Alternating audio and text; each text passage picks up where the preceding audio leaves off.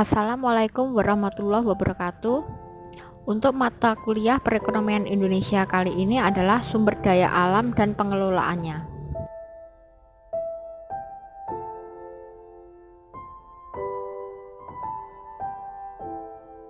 Pengertian sumber daya alam. Sumber daya alam adalah sesuatu yang disediakan alam pada permukaan maupun di dalam bumi yang mempunyai potensi sebagai alat kebutuhan manusia. Sesuatu yang ada di sekitar alam lingkungan hidup kita yang dimanfaatkan untuk berbagai kepentingan dan kebutuhan hidup manusia agar dapat hidup lebih sejahtera. Ekonomi sumber daya alam adalah ilmu yang mempelajari tentang bagaimana manusia secara perorangan maupun berkelompok untuk memenuhi kebutuhan menggunakan sumber daya alam, baik secara langsung maupun secara tidak langsung pemanfaatannya. Sumber daya alam dalam konteks UUD 1945 pasal 33 ayat 3. Dalam membicarakan sumber daya alam yang dikaitkan dengan sistem ekonomi Pancasila, tidak terlepas dari adanya pasal 33 ayat 3 UUD 1945 yang berbunyi, bumi dan air dan kekayaan alam yang terkandung di dalamnya dikuasai oleh negara dan dipergunakan untuk sebesar-besarnya kemakmuran rakyat. Pemanfaatan sumber daya alam harus lestari demi terwujudnya pembangunan berkelanjutan. Secara implisit, dalam pasal tersebut terkandung maksud pemilikan, pengelolaan, dan pengusahaan sumber daya alam oleh individu sangatlah dimungkinkan sepanjang tidak merugikan kepentingan umum. Dengan kata lain, bahwa wewenang lembaga non-pemerintah dalam menguasai sumber daya alam di atas bukannya tanpa batas. Negara dan pemerintah mempunyai wewenang untuk menguasai dan bertindak apabila kepemilikan atau akibat yang ditimbulkannya mengganggu kepentingan umum. Kepemilikan yang tanpa batas akan menimbulkan akibat-akibat negatif yang merugikan orang banyak. Kepentingan orang banyak atau umum harus diletakkan di atas kepentingan individu. Berdasarkan Undang-Undang 1945 pasal 33 ayat 3 dapat didefinisikan ekonomi sumber daya alam adalah ilmu yang mempelajari bagaimana memanfaatkan kekayaan sumber daya alam yang efisien dan efektif untuk memajukan perekonomian dan kesejahteraan masyarakat secara berkelanjutan yang berwawasan lingkungan. Sumber daya alam memiliki karakteristik tertentu sehingga berdasarkan pada karakter itu dapat diklasifikasikan berdasarkan jenis. Yang pertama, sumber daya alam hayati atau biotik, yaitu yang berasal dari makhluk hidup, misalnya rotan, ternak, dan sebagainya. Kemudian ada sumber daya nirhayati atau abiotik, berasal dari benda tak hidup, misalnya bahan tambang, air, dan lain-lain.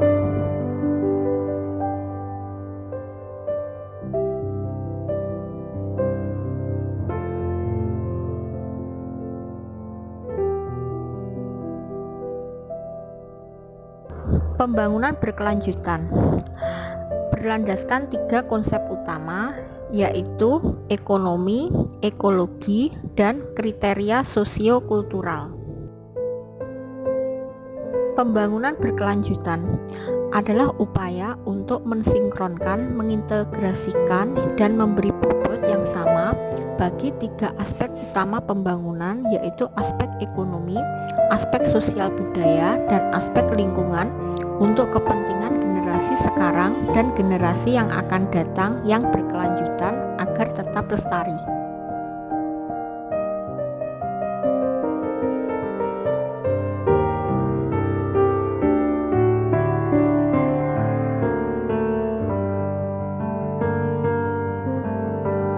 Ekonomi sumber daya alam dan lingkungan memperhitungkan yang pertama, biaya sewa atas penggunaan sumber-sumber alam, baik yang terbaharui maupun yang habis terkuras, harus dibagi dengan generasi mendatang.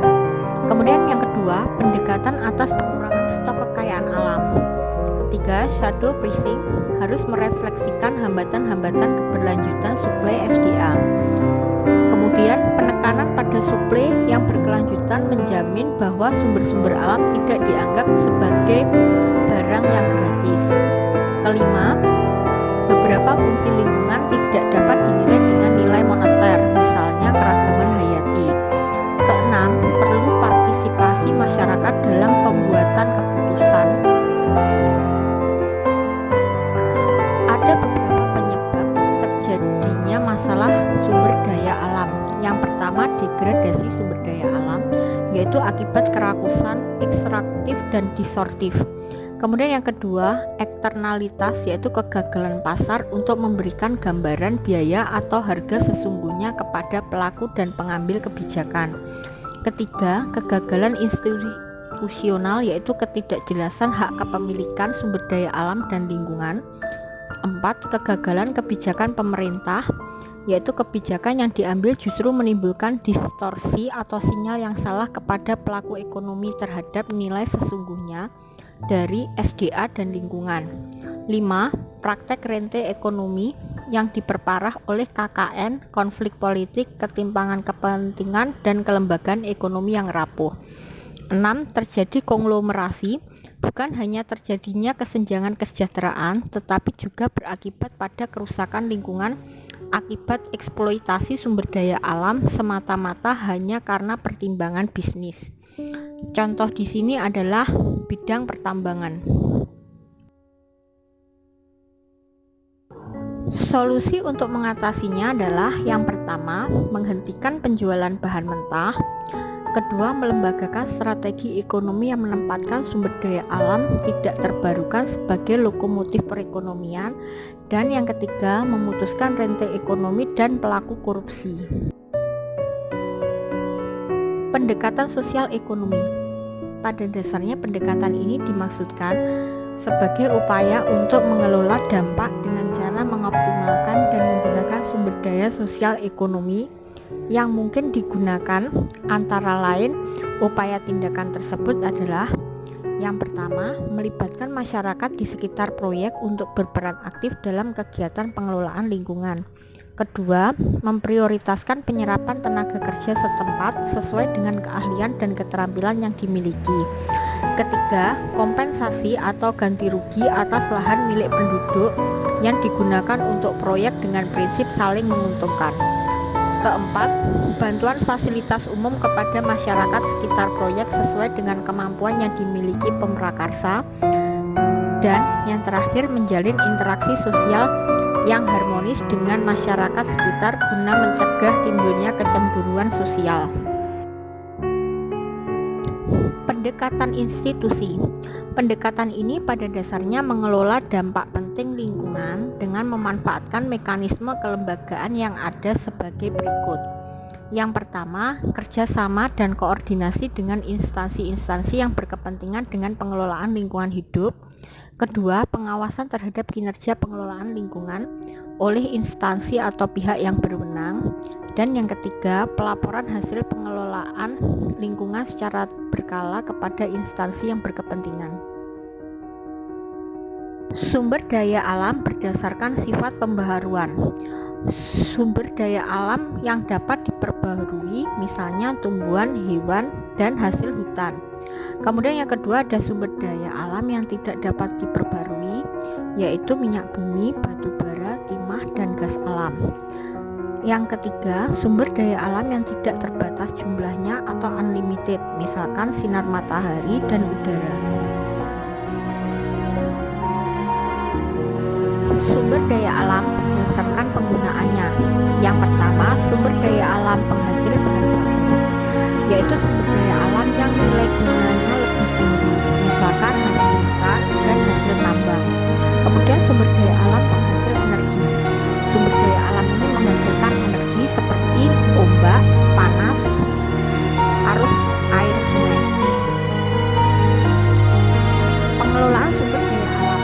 Konsep atau prinsip pengelolaan sumber daya alam hayati atau keanekaragaman hayati diawali dengan pemahaman terhadap unsur atau elemen dan keterkaitan nilai keberadaan unsur-unsur sumber daya tersebut.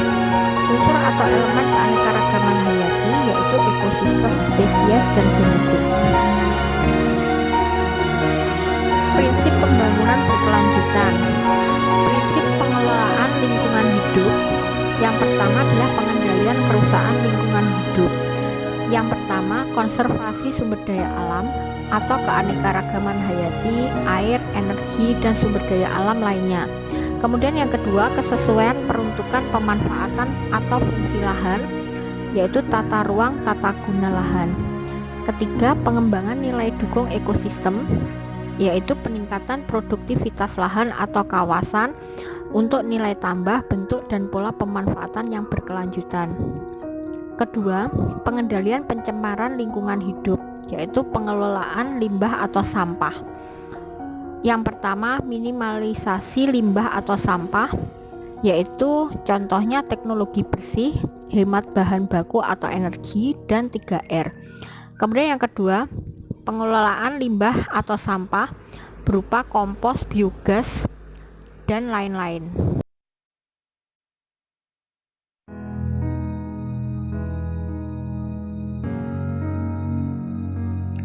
Konservasi, pengelolaan sumber daya alam tak terbarukan untuk menjamin pemanfaatannya secara bijaksana, dan sumber daya alam yang terbarukan untuk menjamin kesinambungan ketersediaannya dengan tetap memelihara dan meningkatkan kualitas serta keanekaragamannya menurut Undang-Undang Nomor 32 Tahun 2009 tentang Pelestarian dan Pengelolaan Lingkungan Hidup. Hal tersebut meliputi upaya pengelolaan sumber daya alam yang menjamin terselenggaranya. Pertama, perlindungan kelestarian kelangsungan kehidupan, yaitu berlangsungnya proses-proses ekologis dan kelestarian sistem penyangga kehidupan. Kemudian yang kedua, pengawetan sumber daya alam meliputi A. Kelestarian keanekaragaman hayati. Kemudian B. Efisiensi atau penghematan pemanfaatan sumber daya alam tak terbarukan. C. Kelestarian tata nilai kondisi bentang alam penopang keberhasilan pemanfaatan sumber daya alam secara berkelanjutan. Dan yang ketiga adalah pemanfaatan sumber daya alam secara lestari.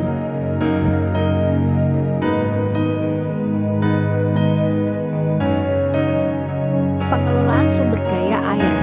Prinsipnya, tak dapat menambah persediaan air di bumi karena jumlahnya tetap dan hanya keberadaan atau kumpulan atau konsentrasi dan fase-fasenya yang berbeda.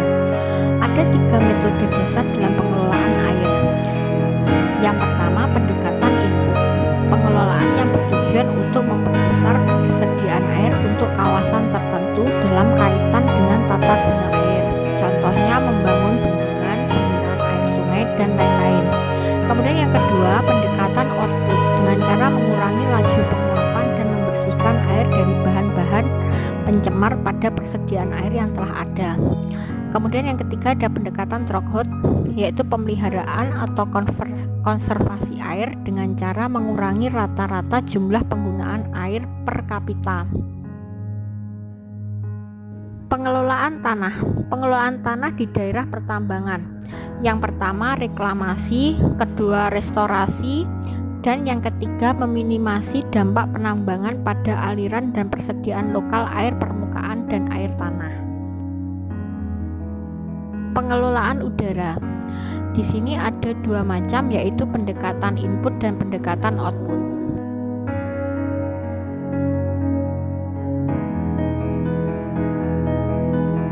Pendekatan input di sini yang pertama menekan pertumbuhan populasi manusia, 2 menggantikan energi minyak dengan energi lain, 3 gunakan batu bara yang telah dibuat gas atau dicairkan, 4 memperkecil penggunaan mobil pribadi, 5 arahkan pemilihan kendaraan bermesin pada jenis yang irit bahan bakar. Kemudian ada pendekatan output. Yang pertama, bebaskan asap buangan dari cerobong asap pabrik dan mobil dari partikel pencemar udara. Kedua, cerobong asap dibuat lebih tinggi lagi sehingga buangan asap langsung masuk ke lapisan inversi udara. Tiga, lakukan pengendalian pembuangan pencemar udara dengan metode intermiten. Kemudian yang keempat, lakukan pemasangan alat tambahan pada mesin mobil sehingga pembakaran